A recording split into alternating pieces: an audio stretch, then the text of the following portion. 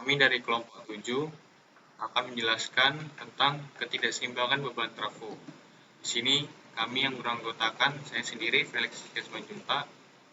Saya Jono Kebara. Saya Edo Valdo Singarimbun. Akan menjelaskan tugas kami untuk memenuhi mata kuliah transformator. Yang pertama yang akan dibahas adalah analisis permasalahan yang dialami trafo tidak seimbang. Persen ketidakseimbangan beban dapat ditentukan dengan koefisien A, B, dan C, di mana koefisien A, B, dan C ini membutuhkan arus untuk setiap fase dan arus rata-rata. Untuk persamaan koefisien A, B, dan C ini sebagai berikut. Yang A, arus R per arus rata-rata. Lalu untuk yang B, arus S per arus rata-rata. Untuk yang C, arus T per arus rata-rata. Dalam keadaan seimbang, besarnya koefisien A, B, dan C ini sama dengan 1. Maka persamaan persen ketidakseimbangan beban dalam bentuk persen adalah A-1 plus B-1 plus C-1 per 3 dikali 100%. Konstruksi gardu distribusi MT1881 di lokasi Jalan Durung ini dan 189 Jalan Tempuling Simpang Belat mendapat sumber tegangan dari jaringan tegangan menengah yaitu 20 kV kemudian diturunkan menjadi 380 per 220 volt melalui transformator distribusi. Hasil pengukuran untuk keluar waktu beban puncak atau LWBP dan waktu beban puncak atau MBP transformator distribusi MT1881. Konstruksi gardu distribusi MT1881 di Jalan Durung dan MT1891 di Jalan Tempuling Simpang Belat mendapat sumber tegangan dari jaringan tegangan menengah yaitu 20 kV kemudian diturunkan menjadi 380 per 220 volt melalui transformator distribusi. Hasil pengukuran untuk keluar waktu beban puncak atau LWB dan untuk waktu beban puncak atau WWP transformator distribusi MT1881 dan transformator distribusi MT1891 dalam tabel ini berikut. Pembananan trafo distribusi. Konstruksi gardu distribusi MT188 di Jalan Durung dan M188 di Jalan Tempuling Simpang Belat. Tabel 1 yaitu hasil pengukuran LBBT. Nomor 1 yaitu daya trafo atau KVA yang berjumlah 100, arus nominal 133, beban 54 jurusan incoming timur dan barat. Yang nomor 2 yaitu daya trafonya yaitu 160, arus nominalnya 230,9, beban persennya yaitu 32, jurusannya yaitu utara dan selatan. Beban ampernya yang dari R yaitu 90, 36, 37, 100, 43, 55. Beban yang S yaitu 92, 4, 85, 23, 0, dan 23. Beban ampere yang T yaitu 69, 14, 52, 110, 0, dan 130. Dan beban ampere yang N yaitu 34, 32, 36, 103, 53, dan 73. Pembananan trafo distribusi yang kedua yaitu hasil pengukuran WBT. Nomor 1 yaitu daya trafo yaitu 100, arus nominal 144, beban persen 93, dan jurusannya yaitu incoming timur dan barat. Nomor yang kedua yaitu daya trafo atau KVA 100, arus nominal 230,6, beban persen 49, jurusannya adalah incoming dan utara selatan.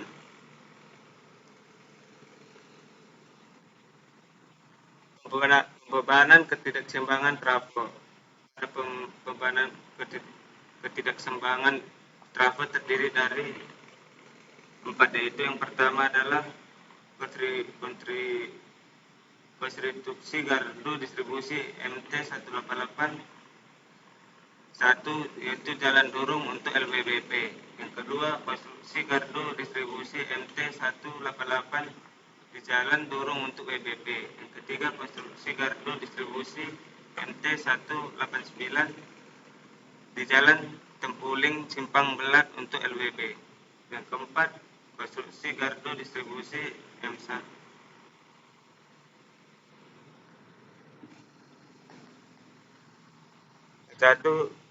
Yang keempat, konstruksi gardu distribusi MT 189 di jalan Tempuling Simpang Belat untuk WBB.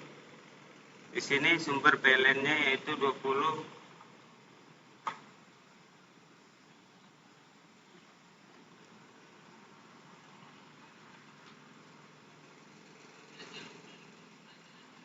dan beban trafo kontribusi yaitu 18, KPA dan beban 5 21,65 dan beban 1 15,87. Kontribusi gardu distribusi M188 Jalan Durung untuk WBB. Sumber PLN-nya itu 20 kW dan di sini sumber trafo kontribusinya yaitu 30,8, beban yang kedua 27,6 dan beban yang TU2 yang diberi adalah 29,21. Dan di sebelahnya itu kontribusi gardu distribusi M189 di jalan Tempuling Simpang Belat untuk LWB. Sumber PLN yang kedua yaitu 20 dan beban B2-nya itu 35,5 dan beban S2-nya 7,59 dan beban 72,26.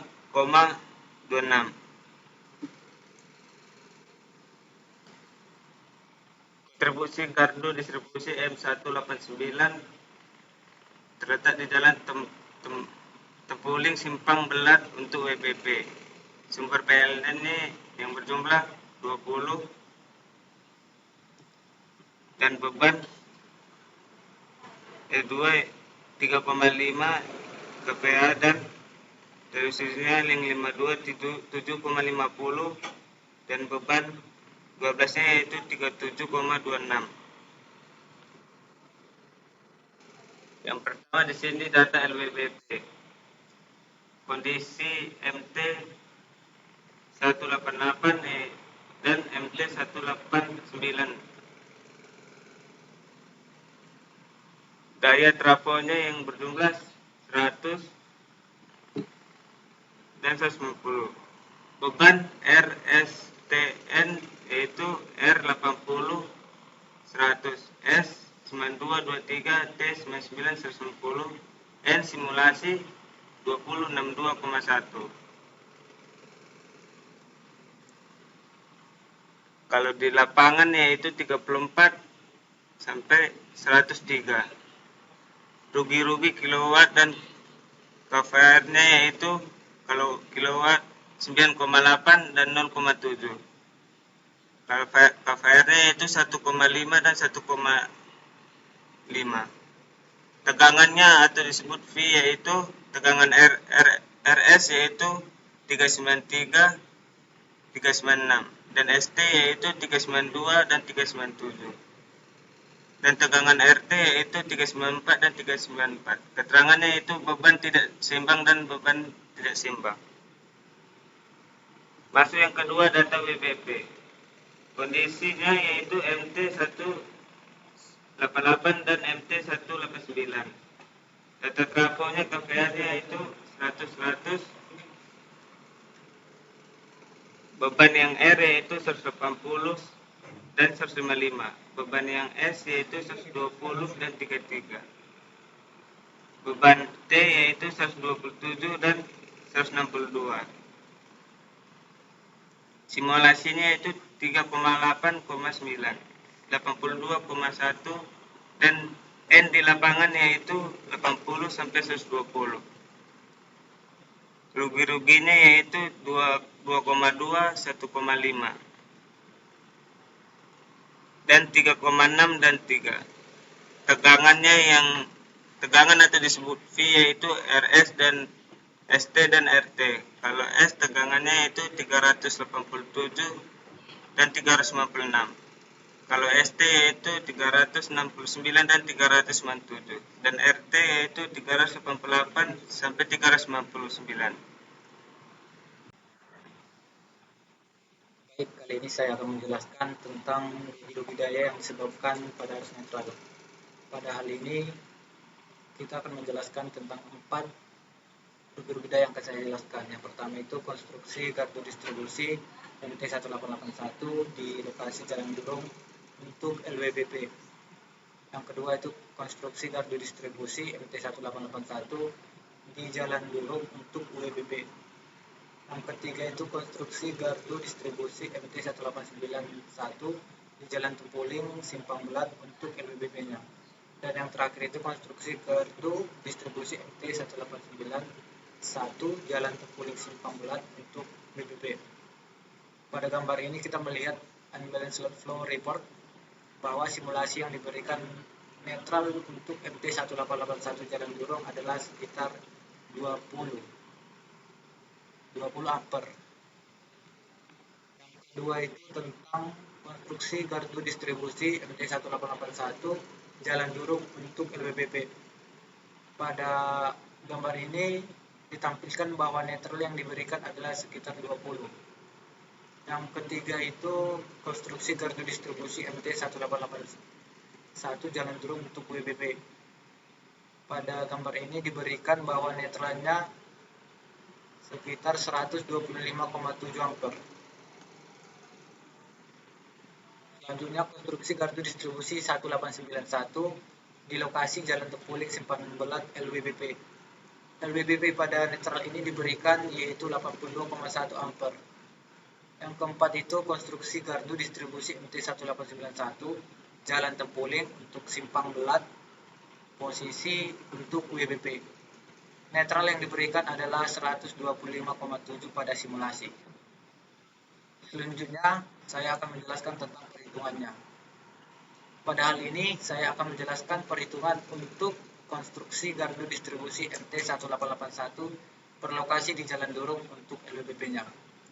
Yang pertama pada beban IR atau beban R-nya, arus IR sama dengan IR per I rata-rata atau arus R dibagi arus rata-rata 80 dibagi 80,33 menghasilkan 0,995. Selanjutnya arus dari S yaitu IS per I rata-rata 92 per 80,33 menghasilkan 1,145. Selanjutnya arus T yang dimana T adalah arus T adalah C, jadi C sama dengan arus T dibagi arus rata-rata.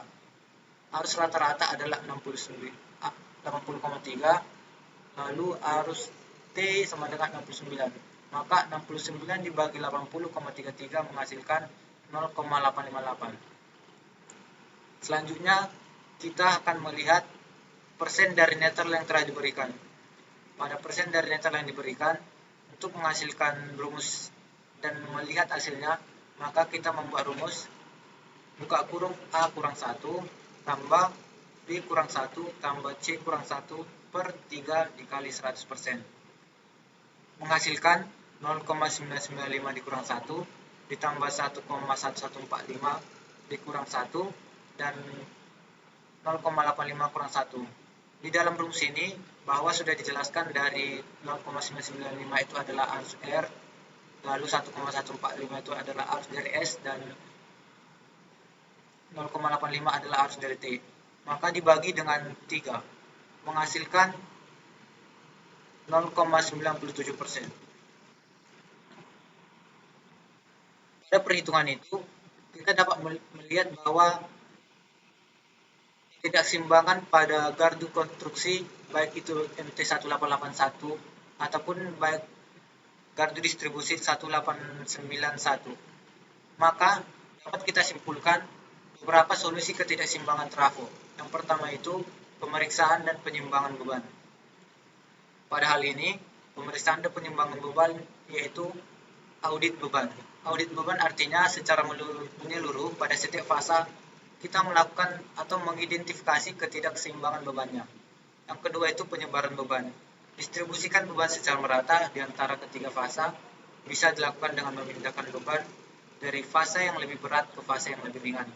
Selanjutnya penggunaan regulator.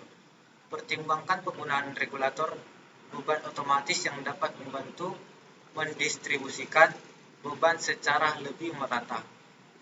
Yang kedua itu solusinya dengan penggunaan transformator tipe khusus. Transformator tipe khusus ini yaitu dengan jenis delta-delta atau delta G. Dengan tipe sambungan dapat membantu menyeimbangkan arus dan tegangan antar fase. Yang selanjutnya itu autotransformator. Penggunaan autotransformator ini untuk menyeimbangkan beban menjadi solusi dalam berbagai aplikasi spesifik transformator yang telah diberikan. Yang ketiga itu kita melakukan monitoring dan pemilihan berkala. Dalam hal ini pemantauan berkelanjutan dengan menggunakan sistem pemantauan beban secara real time untuk mengidentifikasi ketidakseimbangan dengan cepat. Yang kedua itu pemeliharaan rutin. Pada pemeliharaan rutin, kita melakukan pemeliharaan rutin baik itu 1 bulan, 3 bulan ataupun 1 tahun sesuai dengan jangka waktu yang akan diperiksa. Artinya memastikan tidak ada masalah fisik yang menyebabkan ketidakseimbangan beban pada transformator distribusi seperti koneksi yang longgar ataupun komponen yang aus. Dan yang terakhir itu mungkin solusi yang bisa kita berikan yaitu penggunaan peralatan pengaturan seperti path balancer atau dapat digunakan untuk menyeimbangkan arus antara fase secara otomatis. Yang kedua itu tentang load balance device. Perangkat ini dapat mendistribusikan beban secara otomatis untuk mencapai keseimbangan yang lebih baik.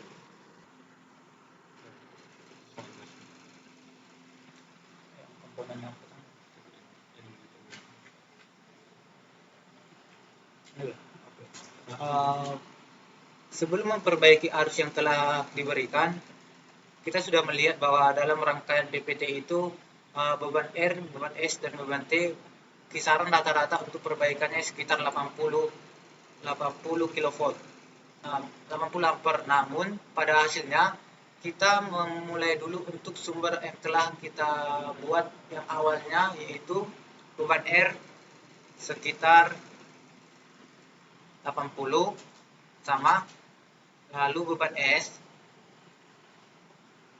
dengan jumlah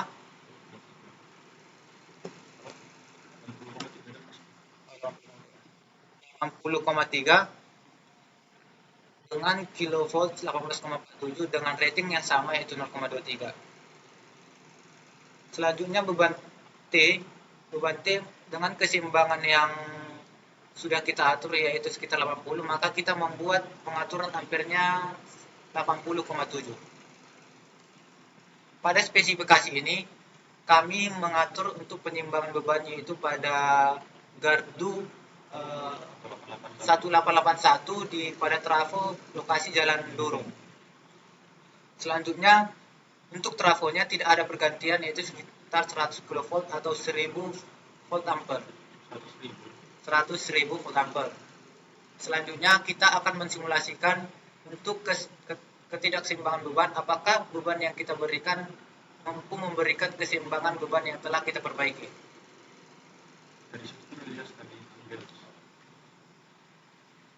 Pertama-tama kita akan membuka unbalance.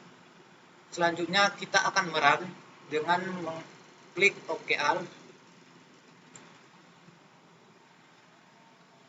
Kita sudah melihat bahwa arus yang telah diberikan pada beban R yaitu 80,1, dari beban S itu 80,4, dan beban T itu 80,8.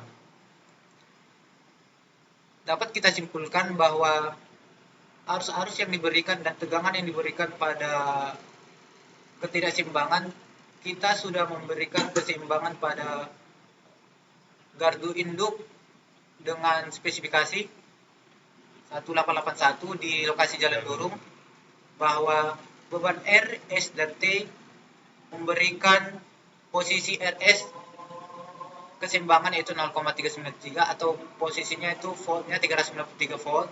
Lalu untuk fasa BC atau ST yaitu 393 dan fasa dari TR yaitu 353. Dapat kita lihat bahwa fasa yang diberikan adalah seimbang. Lalu kita melihat netral yang diberikan dari sumber PLN dan perbaikan dari keseimbangan yang telah kita berikan.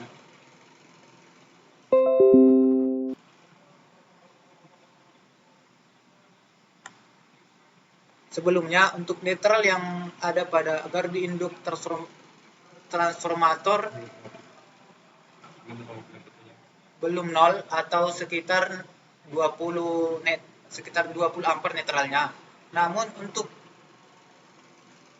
pada gambar ini kita melihat bahwa kita sudah menyumbangkan netral yang telah diberikan. Maka dengan hasilnya yaitu 0,6 ampere dengan jenis netralnya. Selanjutnya kita akan melihat rugi-rugi yang telah diberikan. Rugi-rugi untuk transformator ini yaitu kita melihat